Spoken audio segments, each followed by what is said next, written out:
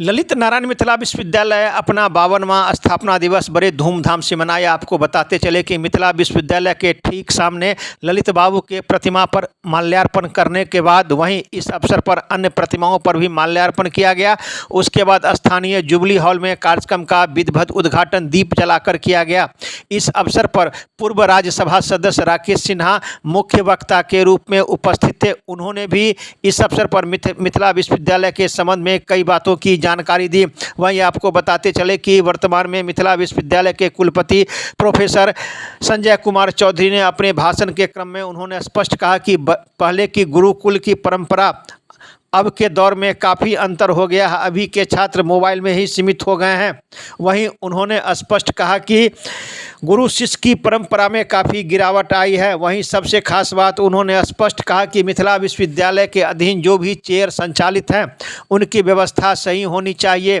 Gazette बनाकर देंगे तो विश्वविद्यालय प्रशासन उसे तत्काल पास तो कर ही देगी, लेकिन उन्होंने सख्त हिदायत दिया कि अगर कोई भी चेयर सही तरीके से संचालित नहीं हो रहा है तो उस विभाग के जो एचओडी हैं उनको जवाब देना होगा। वहीं कार्यकाल पूरा नहीं होने के बावजूद भी उन्हें पद से हटाया जा सकता है।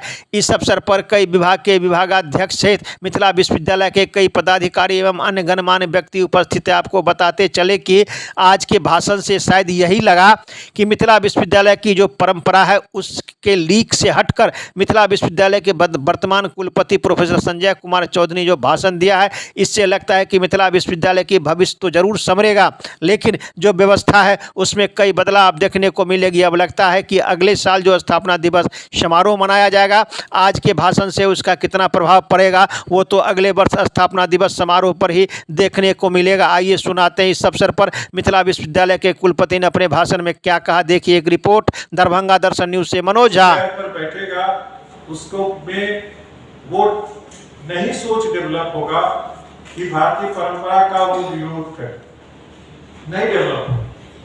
तो भारतीय शिक्षा परंपरा के में हमारा ये मानना है कि ये विश्वविद्यालय लगभग प्रयास करता है कि वो उसी रास्ते से चले। हम लोग सिंडिकेट के रेगुलर बैठक बुलाते हैं, कोई भी फैसला में डिस्कशन करते हैं और डिस्कशन में जो मैक्सिमम आउटपुट आता है वही लिया जाता है। कोशिश की जाती है कि ट्रांसपेरेंसी रहे। और रही बात कि हम चाणक्य और चंद्रगुप्त पैदा करें तो वो गुरुकुल कर सकता है। आज बच्चे जो पढ़ते हैं वो किसी को चाणक्य मानने के तैयार ही नहीं। आपको इसको स्वीकारना होगा, क्योंकि गुरुकुल परंपरा में विद्यार्थी जो थे वो 24 घंटा अपने गुरुजी के साथ रहते थे। अब गुरुजी का स्थान मोबाइल और इंटरनेट ने ले लिया है। तो मुझे नहीं लगता है कि आप स्टूडेंट्स किसी को चाणक्य माने और हम किसी को चंद्रगुप्त बनाए। हम उनको अच्छी शिक्षा दे सकते हैं, उनके सोच को डेवलप कर सकते हैं। विश्व में कैसे हम आयाम देके बताने का प्रयास कर सकते हैं, लेकिन अभी की परिस्थिति और उस समय की परिस्थिति में ये बहुत अंतर है, बहुत अंतर।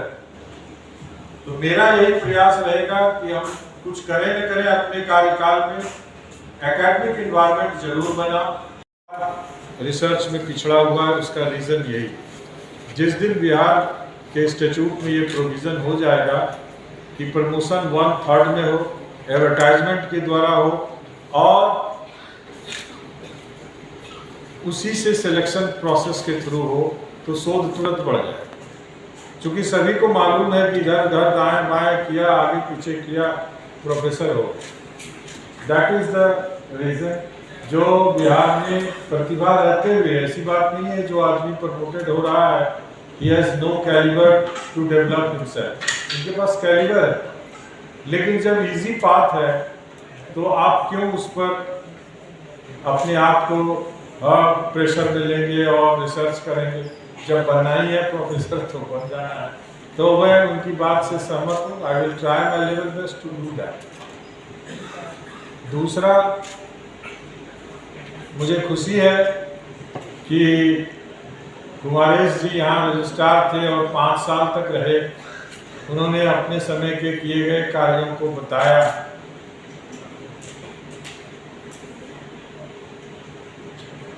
ये एडमिनिस्ट्रेटिव स्किल जरूर मिथिला यूनिवर्सिटी अपने स्टेप बाय स्टेप बढ़ा है।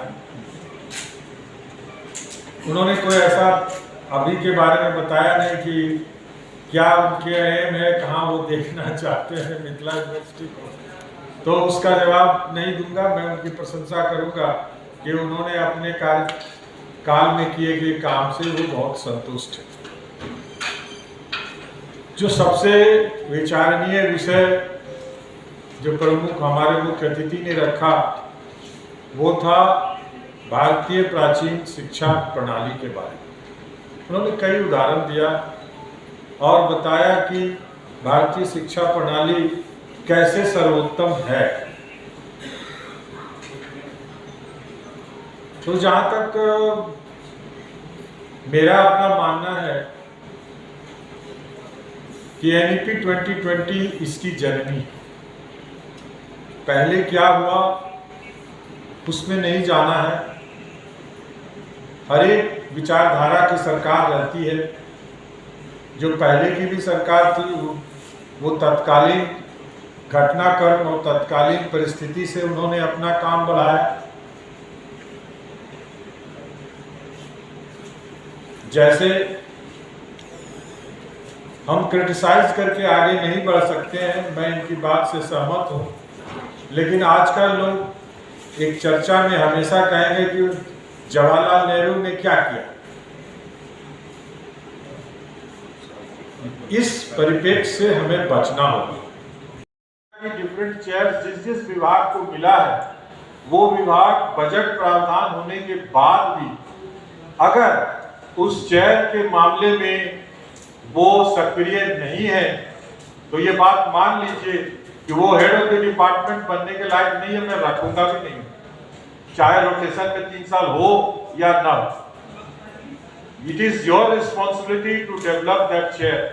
मेरे ऑर्डर देने से, बजट बना देने से अगर आप खुश हो जाते हैं तो मैं बजट बना दूंगा, लेकिन वो खुश ज्यादा दिन नहीं होगा।